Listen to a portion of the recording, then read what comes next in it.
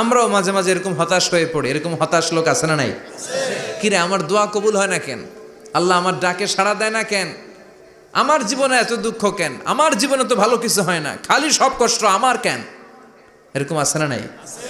এরকম হতাশদের জন্য এই সূরাটা একটা আলোকবর্তিকা, মোটিভেশনাল সূরা। আলহামদুলিল্লাহ পড়েন। Never lose hope, you will find you way. তুমি তোমার পথ খুঁজে পাবে। আমাদেরকে পথ দেখায় কে? আল্লাহ। হতাশ হওয়া যাবে না, নিরাশ হওয়া যাবে না, হাল ছাড়া যাবে না। ভরসা রাখতে হবে একজনের উপরে। চিৎকার করে বলেন, তিনি কে? আল্লাহ। হতাশ যারা, ফ্রাস্ট্রেটেড আপসেট পিপল, তাদের জন্য, হতাশ ব্যক্তিদের জন্য এই সূরাটা একটা আলোকবর্তিকা, একটা আলোর মশাল। এই সূরাটা পড়লেই হতাশ ব্যক্তিরা মনে শান্তি পায়, আশা ফিরে পায়, দিক ফিরে পায়। ঠিক কিনা?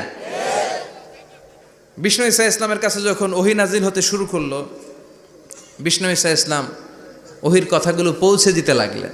যাই নাজিল হতো বিষ্ণুনবী পৌঁছে দিতেন। বিশ্বনবী সাহাবাদের কাছে শেয়ার করে দিতেন। যেটাই নাজিল হতো তিনি পৌঁছে দিতেন, যেটাই। কারণ আল্লাহর আদেশ, ইয়া আইয়ুহার রাসূল বাল্লিগ মা উনজিলা ইলাইক। ও নবী, আপনার কাছে আমি ওহী থেকে যা নাজিল করি সব পৌঁছে দেন, একটাও গোপন করা যাবে না। আল্লাহর কাছ থেকে বিশ্বনবী যে সমস্ত মেসেজ, ইনফরমেশন, তথ্য, রেভেলেশন ওহী পেয়েছে, একটাও কি বিশ্বনবী গোপন করেছে? সব প্রকাশ করে গিয়েছে, সব শেয়ার করে গিয়েছে। বিশ্বনবী শেয়ার করতে লাগলেন। সকালে যা নাজিল হয় শেয়ার করেন, দুপুরে নাজিল হয় শেয়ার করেন, রাতে নাজিল হয় শেয়ার করেন, শেয়ার করতে লাগলেন। কিন্তু কি অবাক করা কাণ্ড, হঠাৎ করে এই ওহী আসার ধারাবাহিকতা আল্লাহ বন্ধ করে দিলেন। ওহী আর আসে না, আকাশ থেকে নতুন তথ্য আর নামে না। ঘটনা কি? ওহী আসে না কেন? তথ্য আসে না কেন?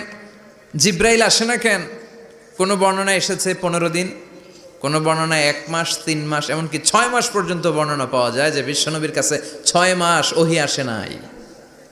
বিশ্বনবী তো অবাক, ঘটনা কি? ওহী নামে না কেন? আর ওহী না আসলে তো বিশ্বনবী শেয়ার করতে পারে না। এতদিন যা আসতো বলে বেড়াতো, এখন আসেও না, বলতেও পারে না। কাফির মুশরিকরা বিশ্বনবীর গালি দিতে শুরু করলো, মুহাম্মদের রব মুহাম্মদের ভুইলা গেছে, মুহাম্মদের আল্লাহ মুহাম্মদের ছেড়ে দিয়েছে। বিশ্বনবীর চাচি আবু লাহাবের স্ত্রী উম্মে জামিল বলতে শুরু করলো, কি মুহাম্মদ, তোমার শয়তানটা তোমার কাছে আসে না? না, শয়তান দ্বারা তিনি জিব্রাইলকে বুঝিয়েছেন যে তোমার জিব্রাইল তোমার কাছে আসে না। এভাবে সবাই গালমন্দ করতে শুরু করলো যে মুহাম্মদের আল্লাহ মুহাম্মদকে ভুলে গিয়েছে। বিষ্ণু ঈসা ইসলাম নিজেও হতাশ হয়ে গেলেন। কি রে, ওহী আসে না কেন? আমার কোনো ভুল হচ্ছে না তো?